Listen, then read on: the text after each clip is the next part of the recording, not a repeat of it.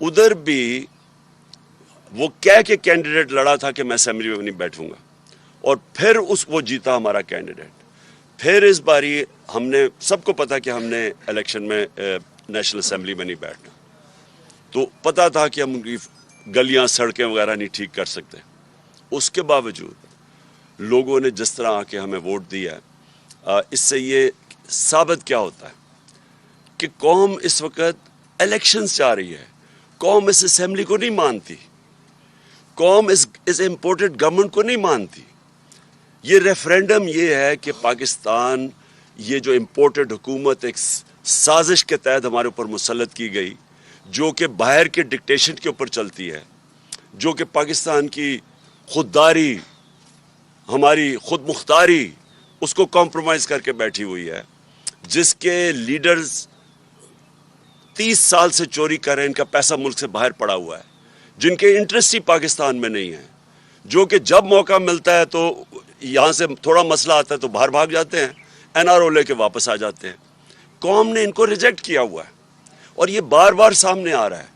ہمارا جو پنجاب کا بائی الیکشنز ہوئے 17 جولائی کو، اس میں بھی یہ ریجیکٹ ہوئے،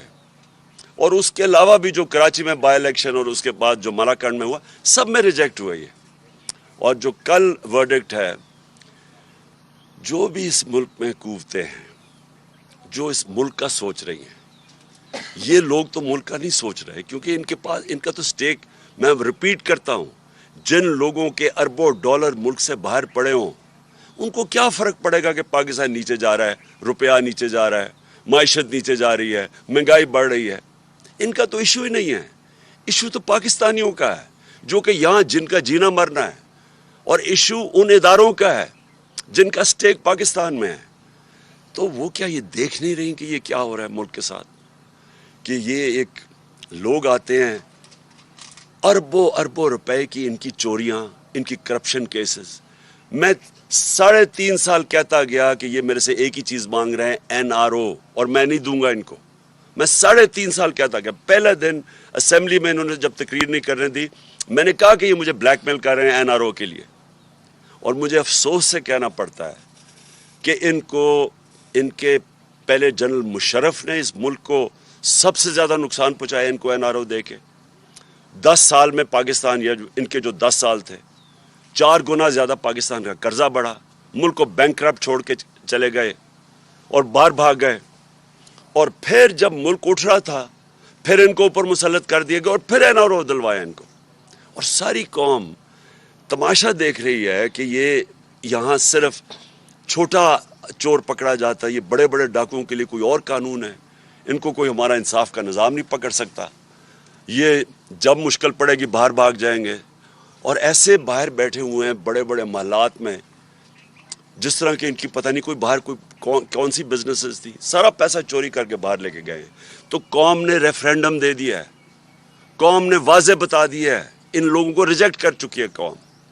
تو لہٰذا میں یہ آج سارے پاکستان کے اداروں کو کہنا چاہتا ہوں کہ جتنی دیر آپ ان کو بیٹھنے دیں گے،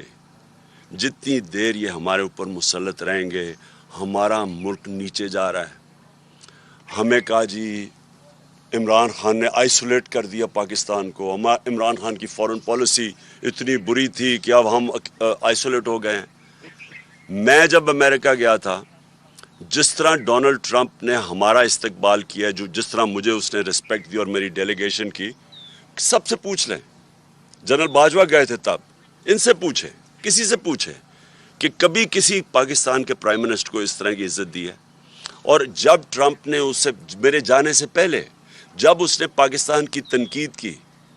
کہ جی اس افغانستان میں ہمارا ڈبل رول تھا، میری ٹویٹ ابھی بھی پڑھ لیں کہ میں نے اس کو کیا جواب دیا۔ تو اس کو پتا تھا، یعنی اس کو سخت جواب بھی دیا، اس کے باوجود وہ عزت ان کے لوگوں کی کرتے ہیں جو اپنے ملک کی مفادات کی حفاظت کرتے ہیں، نیشنلسٹ ہوتے ہیں، جو اپنی ذات کے لیے نہیں۔ یہ تو ان کو سب کو پتا ہے کہ ان کے پیسے باہر چوری کے پڑے ہوئے ہیں، تو ان کی تو کوئی عزت ہی نہیں کرتا۔ اور جو بائیڈن کے ریمارکس ہیں، مجھے یہ بتائیں کہ انہوں نے پتہ نہیں کروڑوں روپیہ ہمارا ڈالرز میں خرچ کیا، جا کے بڑے بڑے ہوٹلوں میں ٹھہر کے، وہاں جا کے ٹی وی شو کے اوپر منتیں کر رہا ہے شہباز شریف جی ہمیں پیسے دے دو, ہمیں ضرورت ہے, ہم پیسے اپنے قرضے نہیں واپس کر سکتے. بلاول بھٹو چاروں طرف پھر رہا ہے, وہ کبھی پاکستان کبھی آتا نہیں, سندھ کا برا حال ہے, وہ ساری دنیا کے چکر لگا رہا ہے. تو کیا فائدہ ہوا اس ڈپلومیسی کا کہ جب اس نے پہلے تو ہمیں یعنی جو ملک ان کو مخالف سمجھتے ہیں چائنا اور رشیا, اس کے ساتھ پاکستان کو بریکٹ کر دیا. کدھر گئی آپ کی ڈپلومیسی؟ اور پھر جو خطرناک بات اس نے کی ہے, اس نے یہ کہا کہ پاکستان دنیا کی خطرناک جگہ ہے, اور اس کے ساتھ نیوکلیر پروگرام کی بات کر دی. اب یہ ایک پرانا پاکستان کے خلاف پروپیگنڈا چل رہا ہے. یہ 1980 کی دہائی میں یہ اسلامک بوم کا پروپیگنڈا چلتا تھا مغربی اخباروں میں. مجھے یاد ہے کہ یہ پوری ایک کیمپین تھی کہ جناب باقیوں کے ساتھ انڈیا کے پاس ہندو بوم نہیں وہ بھی ٹھیک ہے, اسرائیل کے پاس یہودی بوم نہیں وہ بھی ٹھیک ہے, لیکن پاکستان کے پاس اسلامک بوم ہے اور یہ خطرناک ہے. یہ پوری کیمپین ہے, اور اس کیمپین کے پیچھے جو کیمپین یہ کر رہے ہیں وہ ہمارے دشمن ملک ہیں. تو جب وہ یہ بات کرتے ہیں ہم پاکستان ڈینجرس پلیس ہے اور نیوکلیر پروگرام, پہلے تو ان کی ڈپلومیسی کا میں بتا دوں کہ یہ جو پیر پڑھ کے یہ سمجھتے ہیں کہ ہم جوتے پالش کر کے ہم خوش کر دیں گے لوگوں کو, پہلے تو یہ اس کا فیلئر تسلیم کریں. دوسری چیز یہ کہ جس تیزی سے یہ پاکستان کو اب ڈیفالٹ کی طرف لے کے جا رہے ہیں, جو اب خود ہی اسحاق ڈار نے باہر کہا کہ جی ہم قرضے نہیں دے سکتے تو ری شیڈیول کیا جائے, 27 ارب ڈالر کو ری شیڈیول کیا جائے. تو یہ تو دنیا کو آپ نے میسج دے دیا ہے کہ ہم ڈیفالٹ کرنے جا رہے ہیں, ہم اپنے قرضے واپس نہیں کر سکتے. تو میں یہ جب 5 مہینے پہلے یہاں سمیع ابراہیم بیٹھے ہوئے ان کے پروگرام میں جب میں نے یہ کہا کہ ہمارا ملک یہ ان کے ہاتھوں میں ہے جو پہلے بینکرپٹ کر کے 2 دفعہ چھوڑ کے گئے ہیں, اور اب پھر یہ جو آ رہے ہیں اور ان کے پاس کوئی پروگرام نہیں ہے سوائے اپنی کرپشن بچانے کے, سوائے نہ رہو, لیکن کوئی پروگرام نہیں تھا. نظر آ رہا تھا کہ مارکیٹ کو بھی سمجھ آ گئی کہ ان کے پاس تو کوئی پروگرام ہی نہیں ہے. اور میں نے اور شوکت ترین نے ہم نے واضح طور پہ اپنی اسٹیبلشمنٹ کو پیغام پہنچایا کہ اگر یہ سازش کامیاب ہو گئی یہ معیشت نہیں سنبھالی جائے گی کسی سے, اور خاص طور پہ ان چوروں سے. تو آج وہی حال ہے, ہم نیچے جا رہے ہیں, اور اگر خدا نہ خواستہ ہم ڈیفالٹ کی طرف چلے گئے تو میں سوال اگلا یہ پوچھتا ہوں کہ وہ دوسرے جنس جو میں نے 5 مہینے پہلے کہا تھا کہ جب وہ ہمارے سے جو قیمت مانگیں گے ہمیں بیل آؤٹ کرنے کے لیے, وہ صرف ایک چیز رہ جائے گی پاکستان کے پاس کہ ہم ان کو وہ قیمت ادا کریں, اور وہ قیمت ادا کر دی. آج یوکرین کا حال دیکھ لیں. آج یوکرین کے لوگ کہہ رہے ہیں کہ اگر ہمارا نیوکلیر پروگرام نہ لیتے تو آج ہمارے اوپر حملہ نہ ہوتا. تو یہ ہمارے نیشنل سیکیورٹی کا ایشو ہے, اور اسی لیے میں ابھی آؤں گا بعد میں کیوں مارچ کرنا چاہتا ہوں, میں کیوں اتنی دیر ڈیلے بھی کرتا گیا کہ شاید یہاں عقل آ جائے کسی کو کہ ان کے ہاتھوں اگر ملک رہا تو ان کو کوئی فرق نہیں پڑنے لگا. ان کے ایسٹس باہر پڑے ہوئے ہیں, ان کے سارا ٹبر باہر بیٹھے ہوئے ہیں, فرق اس قوم کو پڑے گا. لیکن اس سے پہلے میں ایک بات کرنا چاہتا ہوں. آج ہماری میٹنگ ہوئی ہماری سینٹرل لیڈرشپ کی جو سینئر لیڈرشپ ہے, اور ہم ساروں کو جو اعظم سواتی سے کیا گیا ہے, اس سے پہلے شہباز گل سے کیا گیا, اس کے اوپر میں نے میرے اوپر خیر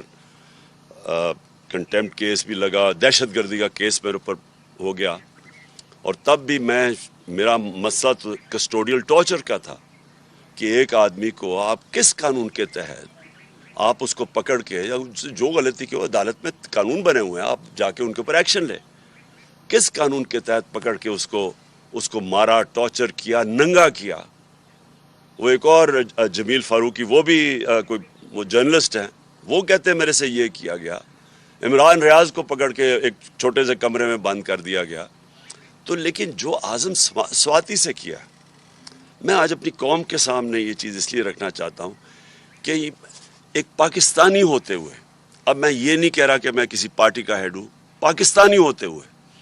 یہ مجھے اتنی شرم آئی ہے کہ ہم اپنے لوگوں کو اس طرح ٹریٹ کر سکتے ہیں کہ ہم ان کو اس طرح ذلیل کر سکتے ہیں. یہ ذرا سنیں آپ، میں ساری جو اعظم سواتی سے کیا ہے. 3 بجے صبح اس کے گھر کے، اچھا ٹویٹ تھی اس کی، بھئی اگر اس کی ٹویٹ تھی اور اس نے جذبات میں آ کے کوئی بات کہہ دی ہے تو اس کے لیے قانون بنے ہوئے ہیں. یہ کیا لکھا ہوا ہے کہ یہ ہونا چاہیے تھا کہ 3 بجے اس کے گھر اس کے لوگ آئے، یہ ایف آئی اے کے، اس کے بچوں کے، اس کے پوتے اور پوتی کے سامنے، 4 سال کی اور 8 سال کی، ان کے سامنے اس کو مارنا شروع کیا. ایک 75 سال کے آدمی کو اس کو مارا، نوکروں کے سامنے، گھر میں چیزیں توڑی، اور اس کے بعد اس کو پولیس اسٹیشن لے کے گئے. پولیس اسٹیشن سے ایجنسیز کے ہاتھ میں پکڑا دیا.